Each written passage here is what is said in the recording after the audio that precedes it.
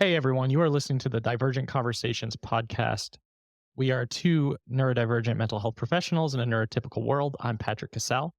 And I'm Dr. Neff. And during these episodes, we do talk about sensitive subjects, mental health, and there are some conversations that can certainly feel a bit overwhelming. So we do just want to use that disclosure and disclaimer before jumping in. And thanks for listening.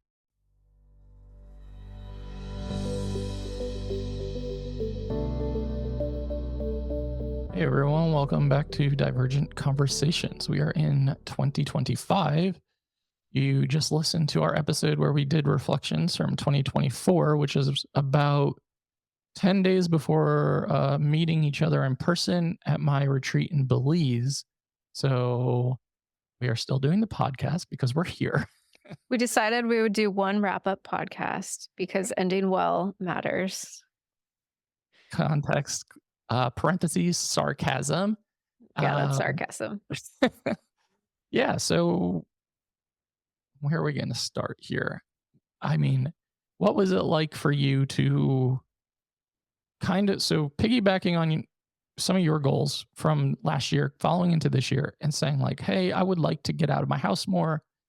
I think you used the word like be a little bit more human and be connected to just people in your life while also like combating a lot of travel anxiety, chronic illness stuff, and obviously the inevitable like social awkwardness, overwhelm that comes with a new environment. Yeah. I mean, all of the above. I'm like not sure where to dive in with that question. There's so much. No, I'm very glad I went. And it's interesting. I don't think I've actually shared this with you. Like the day before I was leaving and the day I was leaving, I had a ton of free floating anxiety, which I think was about like schedule change, but also it like crept up on me. Like I didn't really totally feel prepared. And then I have a big talk I'm giving in 2 days. It's a like 4-hour CE, which I haven't done a 4-hour CE before actually. You'd think I have, but I haven't. And so I was like, I don't feel prepared for this trip. I don't feel prepared for when I come home. I was like even saying, and then one of my children was really anxious about me leaving. And I was like, I don't think I should do this, Luke. Like, why do people do this? Why do people leave their home? Like, it's so comfortable. It's so like I'm fine in my life. I don't like need this. So I actually had a lot more ambivalence than I let you in on before going. And then within like 24 or 36 hours of being there, I was really, really glad I went. It was awesome to meet you. Even better to meet Ariel. I had it in my head. Phonetics are so hard for me. I did say it right, right? You did say it right. Yeah. I was focused so hard on the long E, but then I was messing up the A still. A lot of Um, people do. A lot of yeah, people do. I yeah. also like that So you just said that. Like, yeah, really excited to meet you, but so much more excited or so much better to meet your wife. It's par for the yeah. course in my life, everyone. I just want you all to hear that and know that it happens all the time. I I take no offense to it anymore. I didn't really like totally understand it until I met you all, and then I was like, yeah, that makes sense. Care to elaborate on that? Just yeah. I mean, she's just no,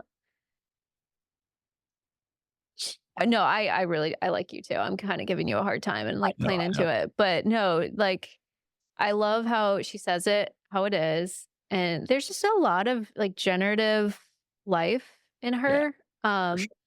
And she's an interesting mix where like there's positive emotion, but there's like enough skepticism that the positive emotion isn't obnoxious. So it's like the perfect mix of like um an energizing presence that is like not annoying to be around. Totally. I 100% agree. And I think that's how most people experience her. So yeah. Mhm. She Yeah. liked you a lot too, so I think that's Cool. always, like, a good sign, she was, like, really glad Megan came a couple days early so she could get comfortable here, and, I really like her, and it's just interesting when you have, like, you listen to people speak, maybe on a podcast or in general or on media, and you don't really always get a true sense of what they're gonna be like in face-to-face Mhm. or in real life interaction sometimes. Mhm.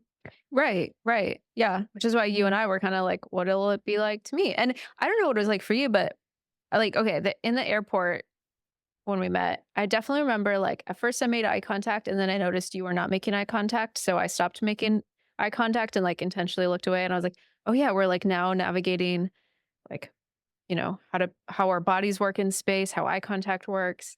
But really shortly after meeting you, I felt like I'd always met you in person. Like, I felt like I'd always known you. It was, um, it didn't, yeah, it just felt like a very organic transition. And I think that's interesting because a lot of folks are probably in this boat where made really meaningful connections online. And then sometimes that transitions to in person, sometimes it doesn't. But I also often hear kind of this conversation of what is it like to transition like a really meaningful friendship to Yeah, in person. totally.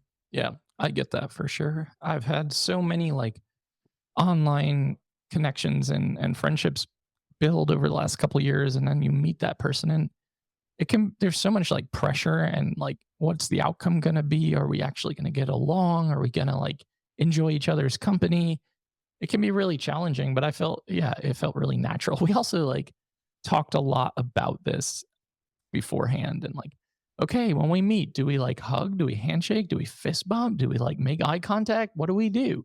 So I think it was like nice to just also joke about it as well. And Mhm. also, I think there could have been a real risk too, where you attended something that I was hosting and you were like, Patrick is a douchebag. And you were like, I don't want to do this anymore. Like that could have happened as well. Um, so it was cool to be in that space. I also kind of liked, as one of the hosts of the event, I always try to track if people seem like they're having a good time, if they're connecting with other people. And it was nice to see that you were like, you made a connection with a small group of people and you all spent a lot of time together. And Mhm.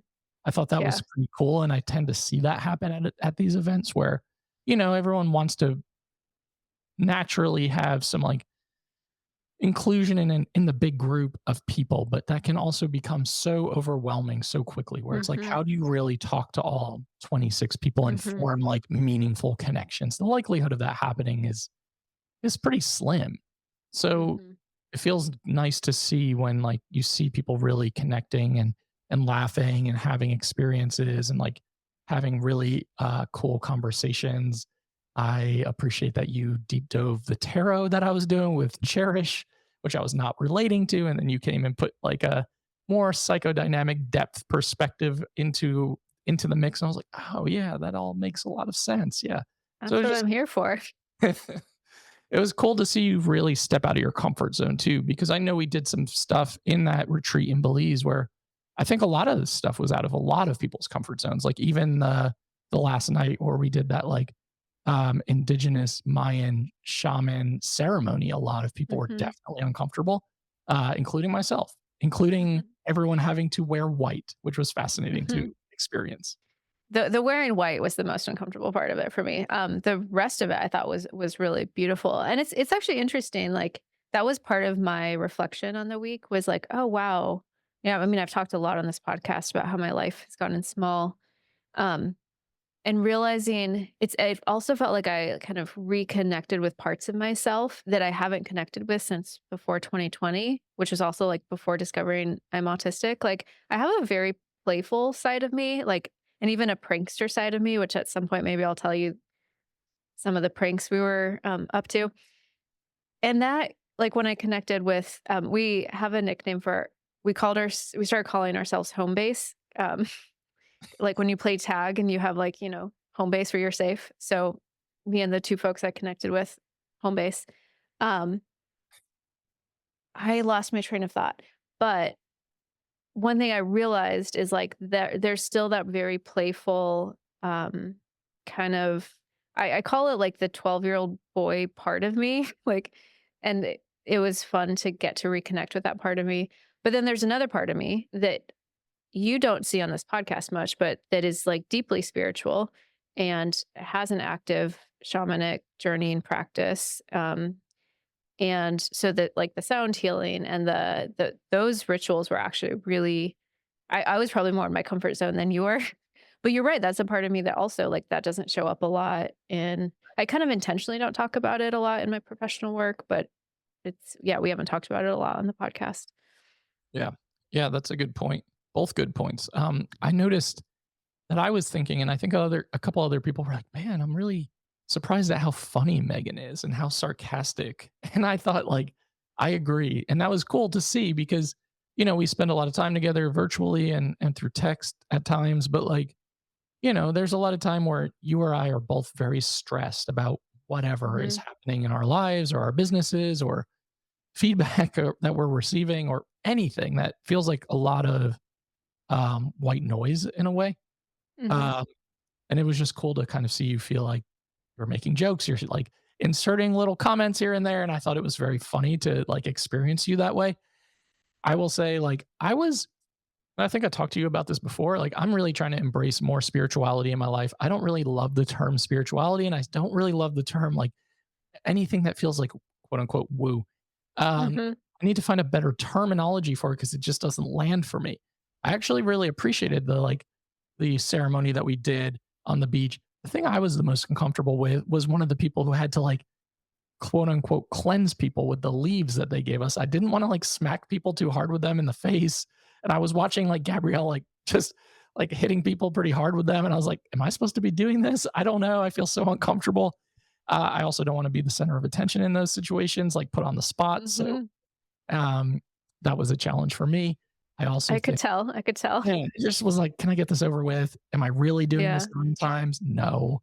Um, but I thought that was cool. And I love doing this stuff where it makes you really step out of your comfort zone a little bit, where, Belize was not on my radar. I will be quite honest. I had to look in maps when Gabrielle first Mhm. approached me about it to be like, I know it's in Central America, but I don't really understand where I'm going. So, it's just cool to do stuff like that. I think my ADHD side yearns for that a lot of the time. So it's like excited about those possibilities. And then the other side of the coin, like we've talked about on this so many times, is like I'm the planner for the most part. I'm the organizer. I'm the details person behind the scenes trying to make it all line up and make sense. And sometimes in these experiences, you just have to let things be what they're going to be. And although that can be sometimes challenging, I've also really tried to start embracing that a little bit more Mhm. personally and professionally. Mhm. Yeah. Yeah. I imagine your stress will be less the more you're able to embrace that flexibility. Yeah, you would think that. Mhm. That would be my hope as well. But yeah, it was cool. It was a cool experience. I think it was a nice way to start 2025. A whole resort just that was full of neurodivergent people. So you had people who Mhm. were like out collecting things or doing like Mhm. some really cool walks and just learning more about the culture or the scenery and the wildlife, or people who are just like relaxing at the pool, or people who were like deep diving special interests. And it was kind of exactly what I wanted it to be, if I'm being honest. I'm really glad. Yeah, like I'm glad because I would think going in as the host, there would definitely be a lot of expectations and hopes of how it goes. So I'm really glad that yeah, you can walk away um and feel that. Yeah, it definitely felt. I think that was part of what I like about how you structured it. Like people could kind of get what they needed from the week because there was a lot of open time. And I Yeah. think I had the vision that I'd go and I'd mostly like work by the pool. And I'm like surprised by how little I worked. That was very um that's not normal for me. And then by how much I enjoyed connecting and community. And that was Yeah. even an interesting process. Like and maybe to orient listeners a little bit, like you and I showed up 2 days before the retreat started, and then there was like a smaller group, and that was really helpful for me to feel like I could get my kind of anchors in the space, but also with a smaller group. And then the first night there was like 26 people, and that was a really hard night for me. I felt a lot of the like shame around social awkwardness that I haven't felt in years. Like I didn't I was where I was at the table, I didn't know anyone. People didn't seem to have context for who I was. And so like I didn't know what questions to ask to like start conversation. I was like, who am I supposed to be listening to? Um, what's a good question to like all of that autistic stuff, right? How do you initiate a conversation? Yep. And I remember I kept saying, I think because it's partly comforting to me with the folks I was more comfortable with. I was like, "Oh my gosh, I was so awkward," or "I'm so awkward." And then at one point, Jess, who's been on your other podcast and hopefully will come on here, she was like, "I don't experience you as awkward." And she was like, "Maybe it's because I'm awkward, but like I don't experience that." And it was certainly interesting in the sense that this is the first time I've been in person in an exclusively neurodivergent community. And especially with the folks I did click with, like conversation just felt so easy. And I know, like I reference the cross neurotype studies all the time, but it was really interesting to experience the whole spectrum of experiencing my awkwardness, experiencing the pain of like, I don't know how to break into this conversation in the group setting. But then on the other side, to also experience like immediate connection and conversation that flows and being able to say, like, I'm feeling awkward right now, but another person to be able to like kind of um help me hold that in that moment. Yeah. It's just Yeah, that's really beautifully said. And I think that's, yeah, I think that for me is a lot of the experience too of feeling awkward in those big transition periods and even as a host of it. And I can be pretty social, but I really do struggle when, we went from 6 people to 26. And then all of a sudden my expectations change of like, okay, now I'm the leader of this event. Now I have to Mhm. kind of show up a bit differently, not much differently, but I have to be a lot more intentional about how I'm focusing my energy.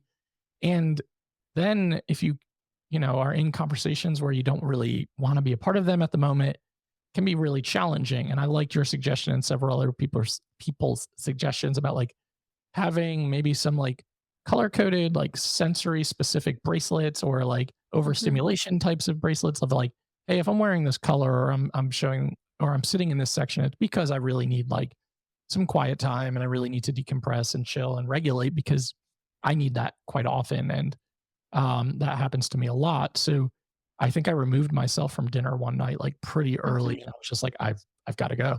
And you Yeah. always mentioned it to me, you're like, it was kind of all over your face. Like I could tell you were Oh really yeah. overwhelmed. There was You don't hide your emotions well, Patrick. It's something I like about you. I don't. You know, Ariel has definitely used the expression to fix my face many times in certain Mhm. situations. It does not I don't hide it well. And I was overwhelmed, I was overstimulated. We had went to the, Mayan temples that day. I know you set that one out, Mhm. and it was probably a good choice in a lot of ways for your system. Had I not wanted to see it, and had I not been, like, host, I probably would not have gone. Mhm. And it was just having 22 people in buses to this area, having to get out of those buses to go on a hand-cranked ferry system that was being pulled over a river, get back in the buses, stifling humidity in the jungle, it was just a lot. And I found myself at lunch there, just like sitting there, unable to speak anymore, people still speaking to me. And that Mm. becomes really challenging when you don't Mhm. hide the expressions or emotions on your face very well.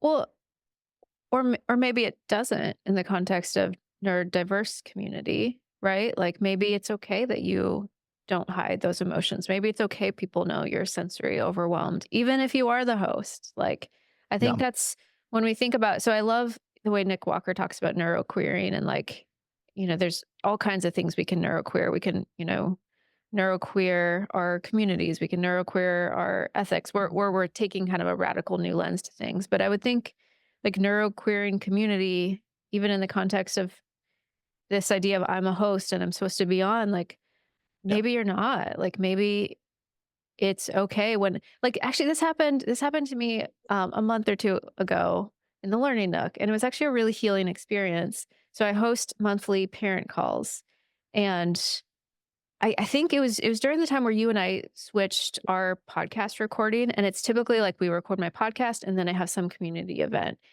And so my routine felt a little bit off and I was in middle of like just it was a bad ADHD window of time. I totally forgot that I was hosting a parent call in my community, and I'm so lucky to have a fantastic team, and so one of my team members was able to like step in, host the call.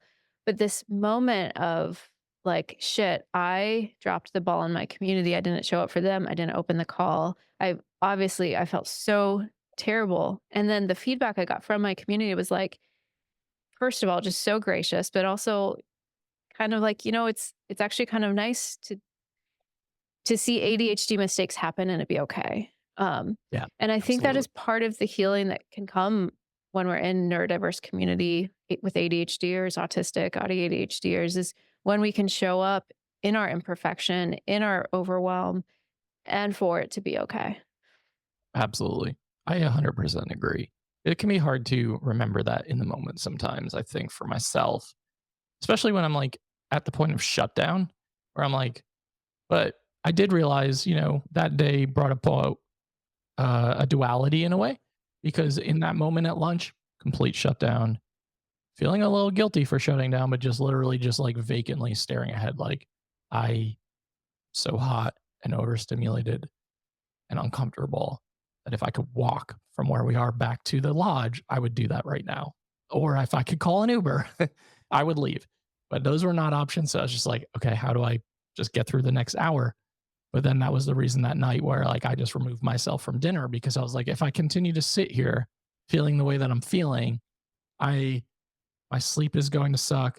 I'm going to be really, really depleted tomorrow. I'm going to be really irritable tomorrow. And that is something I do not want to show up with in these settings. So just saying like, just gonna not eat, gonna go back to my room, not gonna connect tonight with people, not gonna socialize, not gonna talk, and then just take a shower and go to bed. So that lesson has been more and more in these events for me to be like, okay, once you hit this point, it's time to remove yourself and just be Mhm. by yourself for the rest of the day. And I've been giving myself permission to do that more and more often too, just to be like, yep, tonight's too overwhelming. I'm too overstimulated. I need to just go like lay in the darkness and not speak to anybody. Mhm. And I feel like that's kind of it's interesting. I feel like that could almost be a litmus test of kind of the neurodivergent identity integration discovery process around, because right, there's often this, first of all, we become aware of what our needs even are, especially our sensory needs. Yep. And then for many of us, I often hear the language of like, this gives me the permission to take my needs seriously, something that's Yeah. hard for a lot of us. And then we start acting on it, or having boundaries or learning. Like, right, there's a lot of learning of like, okay, I stretched myself and that was too much. Okay, next time I want to do it this way. And so I love how you're kind of able to even map it out through the retreats you host of like, I'm guessing going from kind of white knuckling it, pushing to over time learning like these are my limits and I can honor these limits. Um Absolutely. yeah, yeah. That was another like reference point moment for me too, was realizing like again how much has changed for me since discovery, because I definitely would have pushed myself to go on that activity that day previously, but like it was so easy for me to be like, nope, Yep. I'm not going to be present. So even if it's would be really meaningful to see the ruins, which it would, I'm not going to be able to take it in the way I'd want to. I'm not going to For sure. be connected to people. So like, no, that's just not value consistent for me. And like, it was a quick, Yep. um, and that would not have been the case, even probably 2 years ago. Totally. And you made that decision before we even started polling the audience. You were like, I'm not going to go to that in 3 days. I was Yeah. like, oh, okay, cool. And I appreciated that because it's so nice to see people like honoring their needs and what, how to take care of themselves in these situations that, yeah, like you said, in the past, maybe would have white knuckled through or maybe would have heavily relied on alcohol to push through or whatever it was. And Hmm. just being able to, again, give yourself permission to set those boundaries and, create some accommodations for yourself in the moment. Hmm. I'm Yeah. sure it was really nice to be at the resort by yourself or with like two other people that day too. Hmm. Yeah. There's one other person, and it was interesting. She thanked me in the sense of she was like, seeing you do that gave me permission to do that. And we both have chronic health stuff. Yep. And so that was part of it. I was like, oh yeah, you're right. Like again, part of being in neurodiverse community, like you see other people, like how they respond to these things, how they accommodate their needs. And sometimes it helps you have confidence to do the same thing. Like Yeah. I keep coming back. I mean, in general, but I think especially after this last week, how healing community is for us, both for like learning, but also for connection, for modeling. Like there's just, I wish it was easier to do more of it in person, I guess is part of what I'm taking away. Yeah. Yeah, I agree, and I'm so happy that you did it despite the ambivalence and the very genuine concerns, and I also understand that there's a cost to it as well. Um, Mhm. I know I feel, like, pretty run down right now, and I know that I have, like, 5 or 6 more of these this year, so it's kind of like there is a cost, and I always think about that while I'm doing these things is, like, how can I continue to create the community and the connections and the benefit of community and connection that I think we all seek out and we all want some part of? And also, how do we figure out the way to, like, try as hard as humanly possible to find that balance or at least create, some sort of safety net to honestly, like, circumvent autistic burnout, as best Mhm. as I can, and Yeah. still I'll be really curious. hard. Oh, No, go ahead. well, I'll be curious. Like this was your first explicitly neurodivergent retreat you hosted. So I'll be curious as you host more, especially because you do like sometimes you do huge summits. And as you continue to gauge yourself and what works for you and your values and your needs, like, yeah, I guess I'll be curious if retreats shift for you, like what retreats you find really kind of give you life and give you Yeah. energy versus which ones like, oh my gosh, that's a huge like depletion. Like, yeah, I'll just be curious because you do so many different kinds of community events that I'll be curious how that, yeah, how you continue to think about that and how that evolves. Yeah.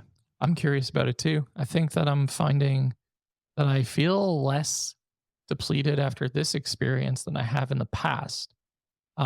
Maybe it was only because it was a 4-day event. Maybe it was just because the location was super peaceful and there was a lot of nature and serenity. But I do think having an all exclusively neurodivergent guest list and even all 26 people who were there, I do think that it felt a little less draining than sometimes certain events that I have when there's a lot of cross neurotype interaction, but a lot of interaction with a lot of just neurotypical or allistic people. And I think that it comes away with a different type of energy that goes into some of the conversations and the social events that come with that too. Mm-hmm. Yeah, But that would make sense to me. yeah, Mhm. so we'll see what the future has in store. But I think that it was a cool experience, and glad we both got to have it. You from like the guest perspective, me from the host perspective. I wish we could have spent more time. If I'm being Mhm. honest, like I would have loved to have connected with you more while we were there. And it's so hard. Once the event starts, it's like things really Mhm. shift. Um, there were a lot of people who I would have loved to have spent more like quality intentional time with, and I think that's still a challenge in a lot of ways Mhm. when I'm hosting. It's Yeah. maybe if the group was a bit smaller, maybe it could have been a bit little more manageable. But I think it still would be challenging in some ways to try to like have those quality moments and connections with every single person there. And I Mhm. know, like, in the Mhm. back of my mind, I was, like, always kind of aware, like, hyper vigilant of, like, "Is Megan okay? Do they need anything? Like, can I support them in any sort of way?" Like, that was always on my mind, and I do that for everybody, but, like, we're friends, and we've been talking about this for a long time, and it was just I was aware of that Mhm. constantly, so it was just, like, wanting to make sure you were okay too. Yeah, your hypervigilance has gotta be, pretty on because yeah, I kind of felt your care, and it was sweet. Um, and I had a weird like, what would this be? It's not really countertransference, it's just, like, projection. I don't know what it was. I don't know what psychologically it was, but I had a moment of, like especially when I was kind of in my more playful, energy of, like, I I feel like Patrick's gonna be mad at me, like or, like, I feel like Patrick's gonna be mad at me that I'm, like, isolating myself with home base and not being more, like, outgoing, and I Oh, was like, "This is" I knew it wasn't true. I was like, "This is a weird, like, projection I'm having." right. Um, but that yeah, that was my, That was my weird. But yeah, no, I felt your care. And I think that's probably a lot. It is probably a lot to hold as the host, as you're probably thinking about a lot of people in that way. And yeah, I said to you the last day, and I am curious if you do this, of have you ever considered going on a retreat that you don't host so that you can have the experience of like, it's not on me. I got to just be here. I got to go find my home base and go hide out with them for, 3 days. Mm. That makes you uncomfortable. What's happening? It really does. I think we could do a whole friggin' episode on that. I'm trying to be mindful of your time too for you. What's coming up for me? I don't like being taken care of. I don't like being I don't like being taken care of. I think that's it. That's the first and foremost like that comes up for me. I Mhm. also immediately think about like would I even be able to like connect with people if I'm not in a Mhm. role? That is really what's coming up for me is like if I'm Mhm. not in this role of host, co-leader, whatever, would I be able to actually connect with other people if the Mhm. context shifts or if there's a difference there in Mm. a role reversal? Yeah. Yeah. I like feel a lot of heaviness, sadness in my chest right now as I hear you say that about both um how hard it is to be taken care of. And I certainly can relate to that. And yeah, that experience of if I'm not providing something, if I don't have a role, like will there be people for Yeah. me to connect with?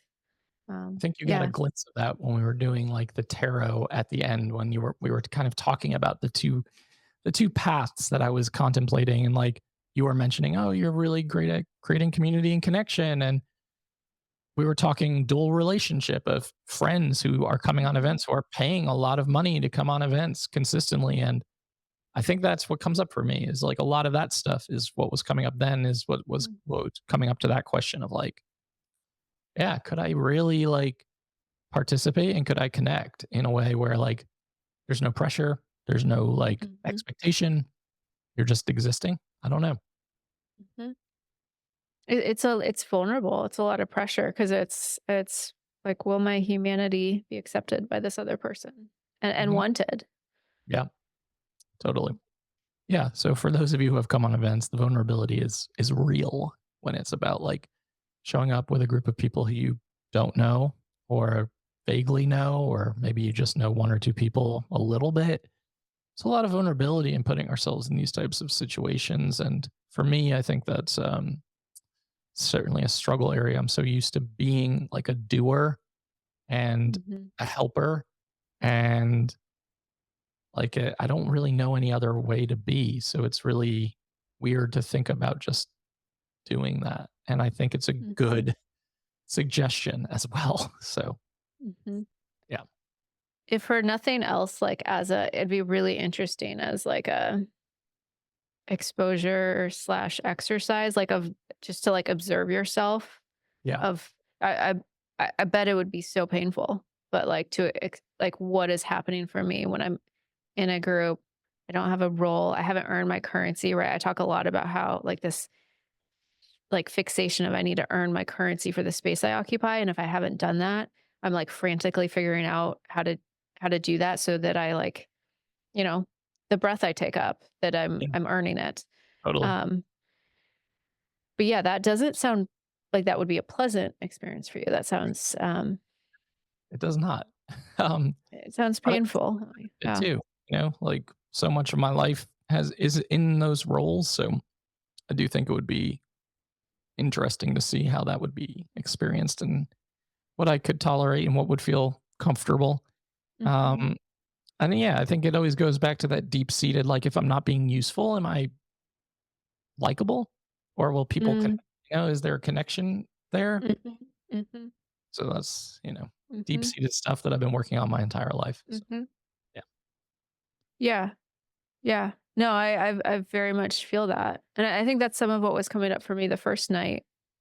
w- Um, trying to break into conversation is sometimes because of the platform I have, there's like social capital that comes with that.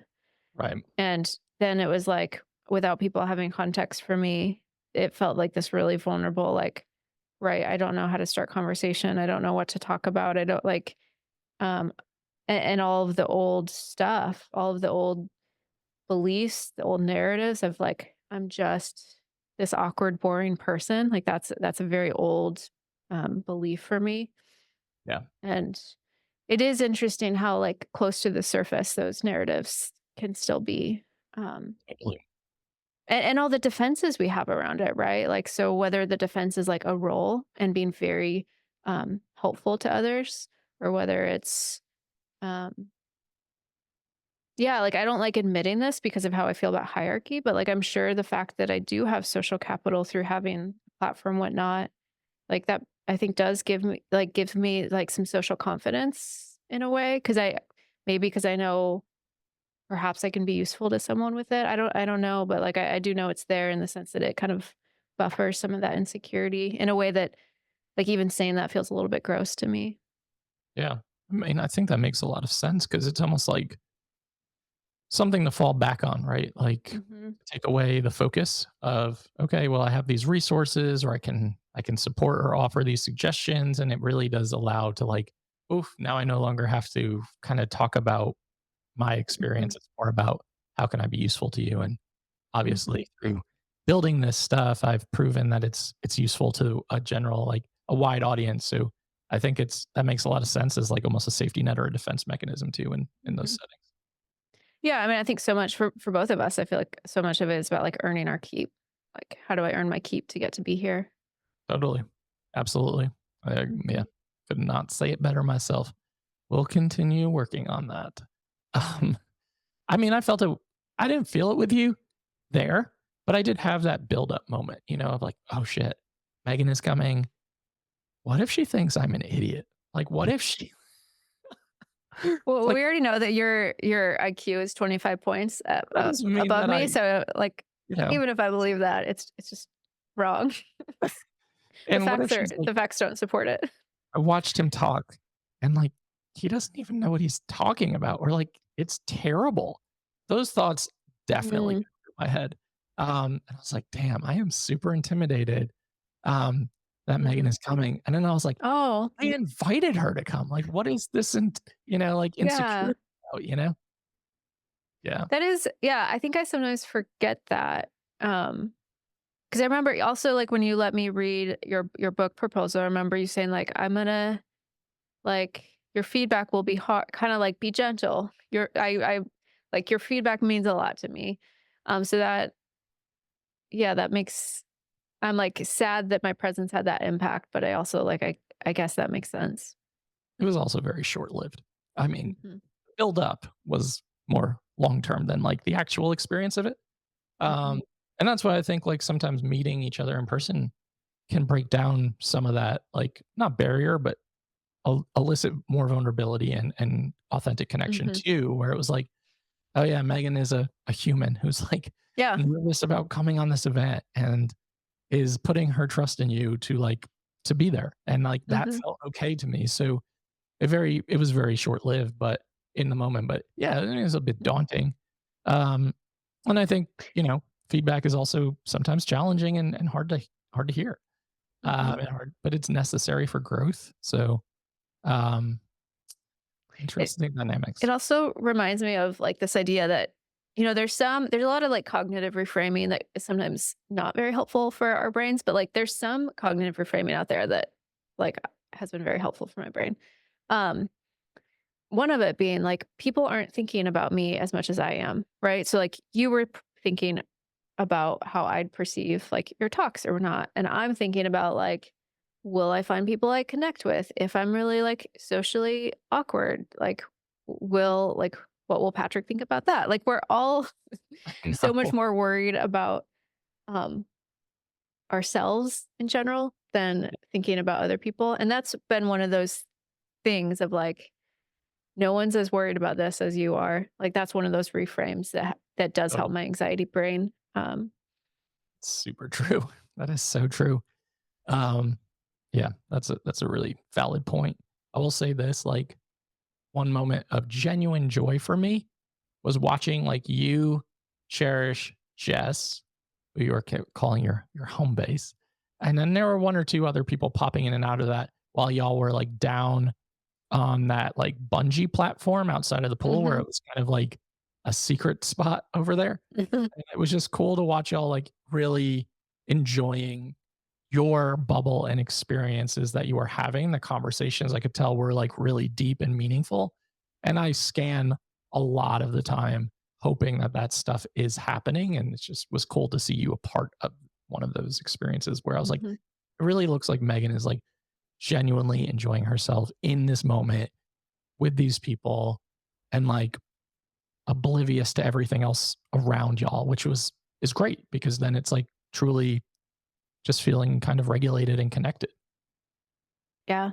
Yeah. No, absolutely. Mm. Any other takeaways? I feel like we're kind of at it. Didn't know if you wanted to talk Mhm. about anything from a health perspective, missing your kids or partner perspective, if any of that came up for you. I'm sure it did, but if you want to talk about Mhm. it, make the space. Yeah, no, I mean, like I shared, I was nervous about traveling because of COVID. Yeah. As far as I can tell, I'm healthy. I am a little stuffy, but I'm also like, am I just stuffy in Oregon? Because I actually felt it was really interesting. The first meal I had back in the States, I got puffy and I was like, oh, right. This is what happens when I eat in the States. Gabrielle told me the Um, same. She messaged me that mhm. today. Yeah. Well, I noticed she wasn't eating gluten there. I actually ate gluten there as an kind of an experiment. I don't eat gluten in the States. And like, because I've heard that the way we process gluten is differently. And for me, I don't have celiac. It's the fatigue, and then like Right. um, I get swollen and joint stuff. Um, but no, is kind of a hard takeaway. Is I've been asking my spouse since November 5th if we could potentially move to another country, and that very much stresses my spouse out, who takes care of most of the domestic responsibilities, Sure. understandably. So, it was not helpful in the sense that this is, like, another part of my evidence point of, like, "See, Yeah. we gotta go eat other food, live where there's sun." But yeah, no, I feel like as far as I can tell, I did not get any big scary sickness. Time will tell. And so that was definitely the big scare, coming Yeah. in. And Totally. yeah, yeah, That's yeah. good. I mean, it's amazing. Like being, I just felt so good being out in nature every day. I That was, was it for what? me too. Like being outside the Mm, majority of the day, I think that is so good for my system. Whereas here, I'm inside. I love spring and summer because I work outside. But right. for 10 months out of the year, I am inside all day. And yeah, my body loved just being outside all day. That's what I'm noticing too is like, it's freezing cold here in Asheville. And I'll probably, if I'm in Asheville for the next couple months, will be inside for the majority of it versus like being outside in the sunshine around nature, trees, like different wildlife, different sounds. It was really good for my system. I was horrified looking at my feet the whole time, every time I took a step, but that was more out of my own snake phobia that nobody else seemed to share in the event. I was like, "Do you have really gross feet? Like, I what's just did not happening?" wanna step in the wrong place. I just, like, so focused all the time at, That's like, where fair. I'm stepping, moving slowly. I even talked to some people there that work there, and they're like, "Yeah, yeah, there's tons of snakes," but they would always say it under their breath, and I was like, "Why is this, like, a secret? Well, This I is never saw one. nobody did." And our driver the last day who picked us up was like, "Oh, I'm glad y'all just came up here because I just saw a snake, like, come through the path up here," and I was like, "What? Where? Get us out." So anyway, yeah, sunshine, wildlife, scenery, just being in nature, super restorative for me. And I really need to take that cue to like just put myself in those situations and in environments more when I'm able to. Because like the dark, cold winters of the mountains of North Carolina are pretty Mhm. tough. They remind me a Yeah. lot of New York State, upstate New York winters. Mhm. That's like, I wonder if we should at some point maybe do an episode on that, but like climate, moving, health, Yeah, our bodies, like I mean, we're very rooted here in Oregon, especially till kids complete K-12. But I've definitely had the thought of like, I feel like I would be a different person and my body would feel so different if I lived in a different climate. And maybe that's the grass is always greener and the ADHD Sure. romantification. I don't know. But I wish I'd been a little bit more thoughtful before putting down roots around climate and food and all of the things.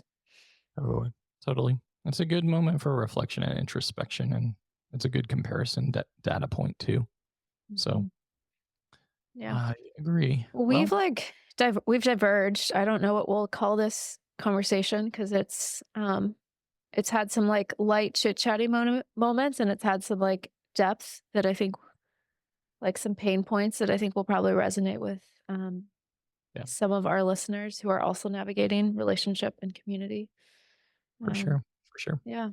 Look at Megan doing the wrap up today. Oh, Love, my love the brain must old be all fresh. Usually it's Yeah. Megan, do you want to do the wrap up? And you look at me like, Well, if it's like a scripted wrap up, like go to YouTube, do this, and this. Yeah, I can't do that. And then if it's yeah, guests, then we also have to throw in praise and compliments. I And know. I'm hella awkward with that. But like if it's summarizing where we've been in this conversation, I can do that. You do But that really throw well. in like social emotional reciprocity. I'm gonna hand that hot potato to you, Patrick. Thanks. Appreciate that. You're Yeah, welcome. it's a good wrap up. Glad that we met each other and didn't hate each other.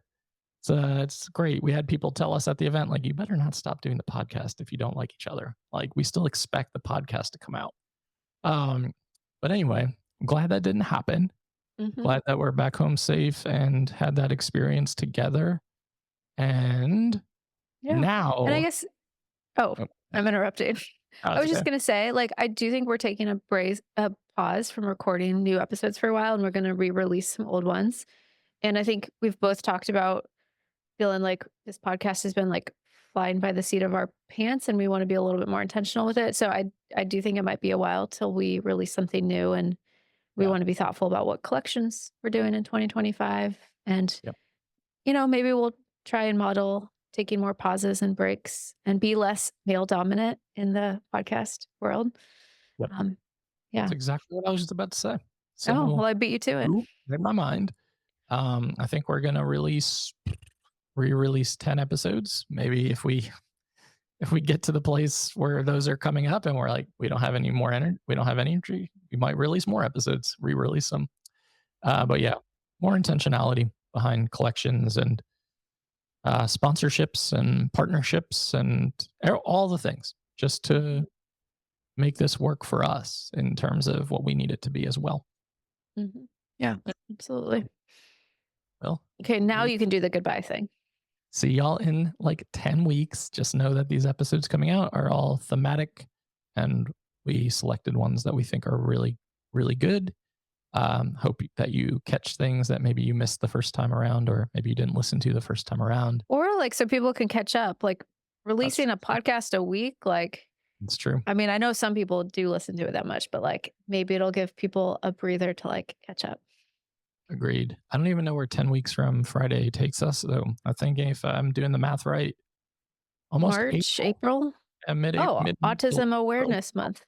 Yeah, so we'll pop back in then with more autistic affirming episode content, and we'll see where it goes. So, Yeah, it's a weird month for a lot of us. So, well, yeah, I like your mug, by the way. All right, oh, everyone.